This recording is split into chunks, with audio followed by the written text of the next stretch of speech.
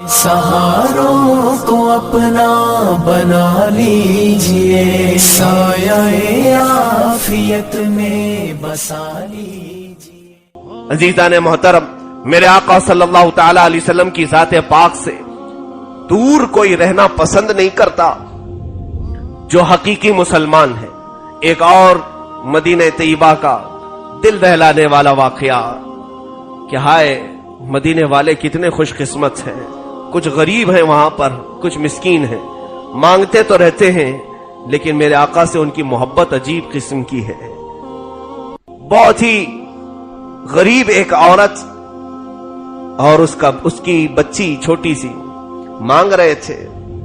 हमारे एक बड़े बुजुर्ग हैं, अभी मौजूद हैं, हमारे एक सफर में वो साथ में थे। भीख जिस तरह से मांगते हैं बच्चे, दे दिया। बच्ची बड़ी खूबसूरत थी, 6-7 साल की बच्ची। उसे करीब किया, कहा कि बेटा क्यों मांगती हो, तुम्हारे घर में कोई है नहीं? कहा बाप नहीं है, मां अकेली है। मां भी मांगती है, मैं भी मांगती हूं। कहा क्या तू हमारे साथ चलेगी हिंदुस्तान, तो हमारे मुल्क आ जाएगी? तो खुशी से नाचने लगेगी। हिंदुस्तान में क्या है? कहा सब चीजें हैं, तुझे बेटी बनाकर रखेंगे, तुझे जो चाहिए वो सब देंगे। वो सब तैयार हो गए। उसके बाद ऐसी बातों बातों में ये बात चली थी, उसकी मां आ गई। मां से भी बात किया, वो मां भी तैयार हुई कि अगर आप ले जाना चाहते तो ले जाओ मेरी बच्ची, मैं खुशी से देने को तैयार हूं। ये सीरियस हो गया मामला। बात ऐसी चली थी। ये जो हमारे काफिले में मौजूद थे बुजुर्ग, उन्होंने कहा कि अगर हकीकत में इतने गरीब और मिस्कीन हैं कि इनको पालना मुश्किल है तो हम इस बच्ची को एडॉप्ट कर लेते, ले लेते। 6 साल की बच्ची। तो वो तैयार हो गई और उसके बाद उसकी मां ने उसको समझाया कि जोर जबरदस्ती नहीं, खुशी से होता है। बच्चों में दूर जाने का शौक होता है, कुछ नया देखने का शौक होता है। तो बहुत सारी चीजों को याद करते हुए उस बच्ची ने तैयारी कर ली। शाम की बात है, मगरिब के वक्त वो अपने कपड़े उपड़े जमा कर रही थी। कहा कि हम इसके काम के लिए अभी प्रोसेस बाकी है, एम्बेसी में जाना होगा, इसका पासपोर्ट बनाना होगा, बहुत सारे मामलात हैं, वो सब करके फिर हम लेकर जाएंगे। तो वो सब तैयार हो गई। शाम के वक्त है, मगरिब के वक्त सहन में बैठे हुए थे।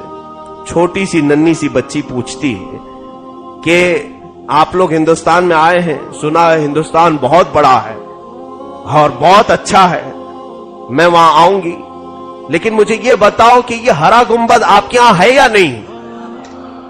अल्लाह अकबर। रूह कांप गई उस बच्ची की बात पर। कहा कि ये कुब्बतुल खतरा उसको कहते हैं, ये मेरे आका का ये गुंबद हिंदुस्तान में है कि नहीं है? तो उस बुजुर्ग ने कहा बेटी ये तो सिर्फ तुम्हारा हक है, ये इसका सानी भी पूरी कायनात में कहीं नहीं, ऐसा नहीं है। तो उसने तेजी से हाथ छुड़ाया और कहा अगर ये नहीं तो फिर मैं कहीं नहीं जाऊंगी। अपनी मां के दामन में मचल गई और कहा कि अम्मा मना करो, नहीं जाऊंगी, हिंदुस्तान नहीं जाऊंगी। उस बच्ची ने सारे लोगों को रुला दिया था। ये होती है मेरे मुस्तफा करीम सल्लल्लाहु अलैहि वसल्लम से कुर्बत। 6 साल की बच्ची ने कहा अगर ये नहीं है आपके हिंद में, मैं नहीं जाऊंगी इस चीज को छोड़कर। आज अक्सर मदीने वालों को हमने देखा, वो तर्के मदीना को बर्दाश्त नहीं करते, कहीं जाएं तो भी शाम तक पलटने की कोशिश करते हैं। अजीजान गिरामी, जिंदगी है नबी की, नबी के लिए, इसीलिए जिया करो यहां पर भी तो नबी के लिए। मेरे मुस्तफा करीम सल्लल्लाहु ताला अलैहि वसल्लम से जो कुर्बतें बढ़ाता है, फिर उसको देखें दर्द में जो मजा आता है। इमाम अहले सुन्नत फाजिल बरेलवी फरमाते हैं, फिर के गली गली तबाह, ठोकरें सबकी खाई क्यों, दिल को जो अक्ल दे खुदा तेरी गली से जाए क्यों। और फरमाते हैं कि जिसको हो दर्द में मजा, नाज़े दवा उठाए क्यों। आका करीम सल्लल्लाहु ताला अलैहि वसल्लम के दरबार में मेरे अजीजों, आज मांगने वालों ने हमें फिर से यह एहसास दिलाया कि दुनिया खत्म हो जाएगी और चाहे किसी भी तरह की तरक्की इख्तियार कर ले, लेकिन मुसलमान उस वक्त तक जिंदा है, उस वक्त तक इज्जत वाला है جب تک وہ مصطفیٰ کریم کے قدموں سے وابستہ ہے، ان سے پھرے جہاں پھرا، پھر آئی کمی وقار میں۔ آج پھر سے تمہیں میں دعوت دے رہا ہوں کہ ان تمام واہیات کو ترک کرو، ان خرافات کو ترک کرو۔ دیکھیں شہر رسول آ چکا ہے، شہر مدینہ نہیں بلکہ شہر عربی میں مہینے کو کہتے ہیں، ماہ رسول آ گیا ہے۔ تم سب کے گھروں میں آج میرے مصطفیٰ کی یادیں تازہ ہو جانی چاہیے۔ آج اپنے ہر بچے کو کثرت سے میرے نبی کا نام پڑھنے اور بولنے کی عادت ڈالو، اس لیے کہ میرے آقا صلی اللہ تعالی علیہ وسلم تمہارے انتظار میں ہیں۔ کتنے جمعرات، کتنے پیر ایسے چلے گئے۔ حضور پاک صلی اللہ علیہ وسلم فرماتے ہیں ہر جمعرات کو میرے پاس میری پوری امت کے اعمال پیش کیے جاتے ہیں، ہر ایک کے عمل میرے پاس آتے ہیں، میں ہر ایک کو اس کے نام سے اور اس کے باپ کے نام سے پہچانتا ہوں۔ جیسے ہی جمعرات آتا ہے، یہ دن جمعرات کا، کئی بزرگان نے دین کانپنا شروع کرتے تھے، دن بھر روزے سے رہتے تھے، ہونٹ کپ کپاتے تھے، اس لیے کہ عصر کا وقت ہوتے ہی کہ ہمارے اعمال اب مدینے پہنچ رہے ہیں، فرشتے ہمارے اعمال میرے آقا کے پاس لے جا رہے ہیں۔ نہ جانے فرشتے کیا کیا میرے مصطفیٰ سے کہیں گے، یا رسول اللہ فلاں آپ کا امتی رات میں کیا کر رہا تھا، میرے آقا آپ کا امتی اندھیرے میں تنہائی میں فلاں فلاں گناہ کر رہا تھا، دوستوں کے ساتھ اس نے ایسی عیاشی کی ایک ہفتے بھر میں۔ عورتوں کے بھی اعمال پیش ہوتے ہیں۔ میرے عزیزو، جو حضور پاک صلی اللہ تعالی علیہ وسلم سے محبت کرتا ہے اسے تو یہ گوارا ہی نہیں ہوتا کہ میرے کالے اعمال میرے آقا کے سامنے پیش ہو رہے ہوں۔ رسول کریم صلی اللہ علیہ وسلم نے یہ بھی فرمایا، جب برے اعمال میری امت کے میرے پاس آتے ہیں تو مجھے غم ہوتا ہے، میں استغفار کرتا ہوں، اور جب اچھے اعمال میرے پاس آتے ہیں تو میں شکر بجا لاتا ہوں اور ان کے لیے دعا کرتا ہوں۔ آپ اندازہ کرو میرے عزیزو، ہماری زندگی میں کتنی جمعراتیں ایسی چلی گئی ہیں، کتنی چلی گئی، جب مجھے تو اندازہ ہوتا ہے ہر بار ہر ہفتے میرے آقا کے پاس فرشتے ہمارے کون سے اعمال پہنچاتے ہوں گے، کیا پہنچاتے ہوں گے۔ اگر آج سچا عشق رسول ہو تو ایک بندہ تڑپ جائے گا، نہیں اس ہفتے تو میں کوشش کروں گا کہ میرے آقا کو اچھے اعمال پیش کر کے دکھا دوں۔ حضور پاک کم سے کم میری طرف دیکھ کر مسکرا دے ایک بار کہ ہاں اس ہفتے اس کی اچھی رپورٹ میرے پاس آئی، اس کے اچھے عمل میرے پاس آئے۔ آج دنیا نے ہمیں کہیں کا نہیں رکھا، ہم کو دنیا کی فریب نے ایسے دھوکے میں ڈالا ہے کہ ہم دنیا اسی کو سمجھ رہے ہیں۔ آج ایک بات یاد رکھیں، ہمارے یہ گھر آج سے چند سالوں کے بعد کسی اور کے ہوں گے، ہماری یہ آواز صرف آواز رہے گی، چند سالوں کے بعد یہ صرف ہماری نسلوں میں منتقل ہوتی رہے گی۔ آپ ہی اندازہ کرو، کیا آج آپ اپنے باپ دادے تک یاد رکھے ہوں گے، پردادا اور اس کے اوپر کے داداؤں کو یاد رکھے ہو؟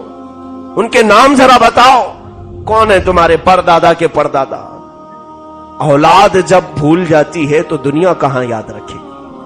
اولاد یاد نہیں رکھی، نسل جس کی تم نسل ہو، مجھے بتاؤ کتنے ایسے لوگ ہیں جن کو 4 پشتوں سے زیادہ یاد ہے ان کے نام؟ تم اپنے پردادا کے نام بتاؤ، مشکل سے شاید 5% لوگوں کو معلوم، اس سے آگے پوچھوں تو سب کو غائب۔ یہ دنیا یہی بتانا چاہتی ہے، یاد رکھنا اولاد کا کام تھا، وہ جب تمہیں یاد نہیں رکھی تو پوری دنیا کیا یاد رکھے گی؟ آج اسی طرح سے تمہاری اولاد ہے، اس کے بعد تمہارے پوتے ہیں، ختم، اس کے بعد جو پڑ پوتے آئیں گے یا اس کے بعد کی نسل ہوگی، تمہارا نام بھول جائے گی، ختم ہو جائے گا۔ عزیزان گرامی، یہ ہمارے نسلوں کا معاملہ ہے، یہ ہماری اولاد کا معاملہ ہے، لیکن ہم غریب نواز کی نسل میں نہیں ہیں، ان کی اولاد میں نہیں ہیں، ان کے خاندان میں نہیں ہیں، لیکن نام ان کا بچے بچے کو یاد ہے، صرف ان کا ہی نہیں ان کے باپ کا بھی، ان کا شجرہ علماء کو یاد ہے۔ کیوں یاد ہے؟ اس لیے کہ انہوں نے اپنی پہچان اپنے گھر سے نہیں بنائی تھی، میرے آقا سے جوڑ کر بنائی تھی، رسول کریم صلی اللہ تعالی علیہ وسلم سے جوڑ کر بنائی تھی۔ آج اپنی پہچان ایسی بناؤ کہ دنیا تمہیں تمہارے گھر سے نہیں بلکہ میرے آقا کی کسی سنت سے یاد کرے، میرے آقا صلی اللہ تعالی علیہ وسلم کی کسی عظیم سنت سے تمہیں یاد کرے۔ صحابہ کرام رضوانullah تعالی علیہم اجمعین میں بھی ایسے صحابہ یا تابعین میں کئی لوگ ایسے مشہور و معروف تھے کہ لوگ ان کو صرف میرے آقا کی سنتوں سے جانتے تھے. کون؟ کسی سے پوچھا جاتا کہ فلاں سفیان کو جانتے ہو، فلاں سفیان کو جانتے ہو، تو لوگ پوچھتے کون سا سفیان جو 3 انگلی سے کھاتا ہے؟ 3 انگلی سے کھانے والا سفیان. اس کا مطلب یہ 3 انگلیوں سے کھانا میرے مصطفیٰ کی سنت تھی. اس سفیان نے اپنی پہچان اس سنت سے بنا لی تھی. لوگ سرنیم سے نہیں جانتے تھے، سنت مصطفیٰ سے جانتے تھے کہ وہ سفیان. ہاں آج ہو سکتا ہے لوگ ہمیں ہمارے اماموں سے پہچانے، ہماری داڑھی سے پہچانے، آج ہماری سنتوں سے پہچانے. یہ میرے لیے فخر کی بات ہے بنسبت اس کے کہ میرے گھر سے لوگ پہچانے. آج اپنی پہچان وہی بناؤ جو میرے مصطفیٰ کریم صلی اللہ علیہ وسلم تک تمہیں پہنچاتی ہو. قرآن عظیم کہتا ہے هو سماکم المسلمین، وہ رب ہے جس نے تمہارا نام مسلمان رکھا ہے. اس سے دور بھاگو گے تو پھر کہیں کے نہیں رہو گے. عزیزان گرامی وقار، بچوں کے لیے آج جو نئے نئے ماحول ہیں، نئے نئے یہاں پر خرافات ہیں، یہ دیکھ کر کے ڈر لگنے لگا ہے کہ ہمارے بچے ہمارے ہاتھ سے اتنی تیزی سے نکلتے چلے جا رہے ہیں، اتنی تیزی سے کہ کسی اور کے گن گاتے ہیں، کسی اور کے گانے گاتے ہیں، کسی اور کے نعرے لگاتے ہیں، کسی اور کے نام جپتے ہیں.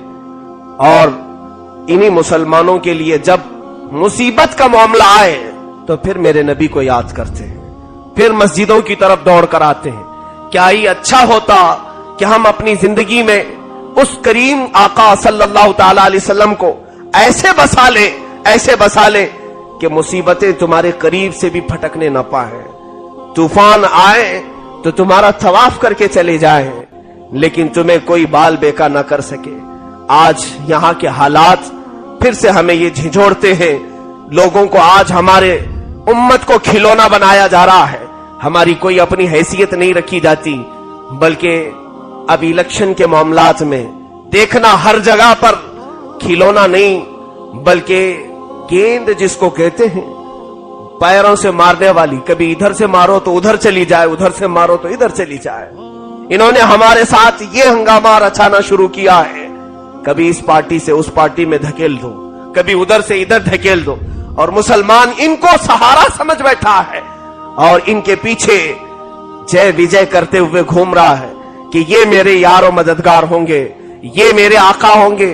کوئی نہیں تمہارا. عزیزان گرامی، رسول کریم صلی اللہ تعالی علیہ وسلم کے متعلق قرآن نے جب یہ کہہ دیا عزیز علیہ ما عنتم، تمہارے دردوں کو اگر سمجھنے والا کوئی ہے تو مدینے کا تاجدار ہے. تمہارے غموں کو سمجھنے والا کوئی ہے وہ مصطفیٰ کریم کی ذات ہے.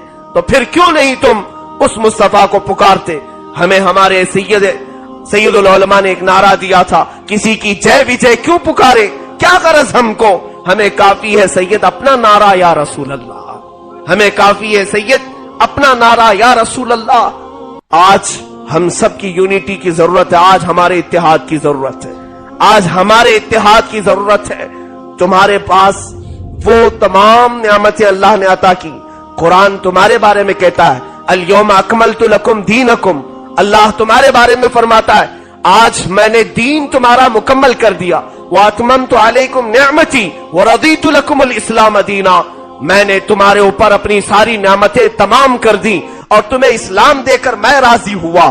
رب جب تم سے راضی ہے تو پھر دوسروں کو منانے کی فکر کیوں کرتے ہو؟ دوسروں کو منانے کی فکر. اللہ تعالیٰ تمہارے دین سے راضی ہے، تمہارے اس قرآن کو اللہ نے عطا کیا، ساری نعمتیں تمہارے پاس. اس کی وجہ صرف یہ ہے کہ ایک بات میں آپ کو بتا دوں، ایک بندہ چلا جا رہا ہے، جبہ پہنا ہوا ہے اور اس کے جیب کے اندر بہت ہی قیمتی ہیرے سل کر کے رکھے گئے، پتہ ہی نہیں اس کو. ایک مثال بتا رہا ہوں. اور وہ در در بھیک مانگ رہا ہے، اسے کھانے کے بھی پیسے نہیں، کبھی اس کے پاس مانگتا ہے کبھی اس کے پاس مانگتا ہے. لوگ بڑی ذلت کے ساتھ 2 ٹکے یا 2 پیسے پکڑاتے ہیں اور کھانا کھلاتے، جبکہ اس کے جبے کے اندر بہت قیمتی ہیرے سل کر کے رکھے گئے. ایک درویش آئے، قلندر جس کی نگاہیں کشف کی تھی، اس فقیر کو انہوں نے پکڑا، کہا ادھر آ، کتنے لوگوں سے تو مانگتا ہے اور تھوڑے تھوڑے پیسوں کے لیے تجھے کیا کیا سناتے ہیں؟ کہا کیا کروں، مجبور ہوں، میرے پاس کچھ نہیں۔ کہا جبہ اتار تیرا۔ جبہ اتارا تو اندر سلے ہوئے ایک ہیرے کی قیمت اتنی تھی کہ 7 پشتے اس کی گزر جائیں، اتنے قیمتی ہیرے اس کے پاس سلے رکھے تھے۔ انہوں نے کھول کر کے دیے کہ تو اس زمانے میں اس شہر کا سب سے بڑا رئیس ہے، لیکن مانگتا سب سے ہے، بھیک سب سے لیتا ہے۔ وجہ کیا ہے؟ اس کو خود کو معلوم نہیں تھا کہ اس کے جبے کے اندر ہیرے سلے ہوئے ہیں۔ ہو بہو یہی حالت ہم سب کی ہے، آج ہم سب کی کیفیت یہی ہے۔ قرآن تمہارے پاس ہے، نبی تمہارے ہیں، کائنات کے آقا و مولا تمہارے درد کے لیے آئے، اور تمہارے پاس اتنے قیمتی ہیرے تمہیں خود کو نہیں پتا۔ کبھی اس کے دربار پر، کبھی اس کے دربار پر۔ ہاں ہم انتظار کرتے کوئی درویش ایسا آ جائے جو ہمارے سینوں سے پھر یہ چھپے ہوئے ہیرے کو نکال کر کے ہمیں دکھا دے، تاکہ پھر سے امت مصطفیٰ سمجھ جائے کہ میرے پاس جو ہے وہ کسی اور کے پاس ہے ہی نہیں، میرے پاس جو دولت ہے وہ کسی اور کے پاس نہیں۔ عزیزان گرامی، احساس کمتری میں مت جیو، اپنے آپ کو کمزور اور دنیا کا سب سے بدترین مخلوق سمجھنے کی کوشش مت کرو، بلکہ اللہ تعالیٰ نے تمہیں اشرف المخلوقات بھی بنایا، امت مصطفیٰ میں پیدا کیا، اس پر مزید انعام یہ کہ تمہیں عاشقان مصطفیٰ میں بنایا ہے۔ قرآن تمہارے پاس ہے، حدیث تمہارے پاس ہے، علوم تمہارے پاس ہے، اللہ تبارک و تعالیٰ کی بڑی بڑی نعمتیں تمہارے پاس ہیں۔ دنیا 14 صدیوں کے بعد جو تحقیق کر کے لیبارٹری سے نکالتی ہے، وہ اللہ نے تمہیں بغیر تحقیق کے قرآن پاک میں پہلے سے بتایا۔